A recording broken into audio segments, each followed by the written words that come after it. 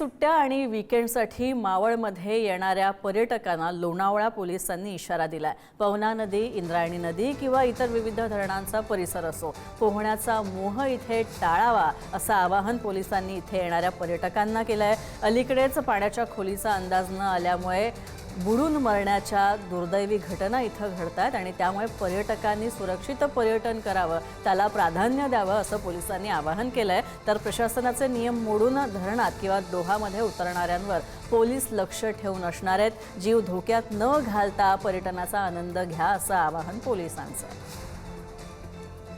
सर्वांना आमच्यातर्फे विनंती आहे की येताना एकतर आपण कुठे असतील तिथे स्विमिंग पूल किंवा रिसॉर्ट वगैरे आपल्या परिचयाचे आपल्या जे आवाक्यात असतील तिथे आपण बुकिंग करून तिथे पाण्याचा आनंद घ्यावा। पर्यटनाच्या दृष्टिकोनातून आता मिसिंग लिंक ओपन झालेले आहे, प्रवास सुखकर झालेला आहे आणि पुढे पावसाळ्यामध्ये सुद्धा आपण येताना ॲक्सिडेंट कसे होणार नाहीत याकडे कृपया लक्ष द्यावे व सुरक्षितपणे आपला सुट्टीचा कार्यकाळ एन्जॉय करावा।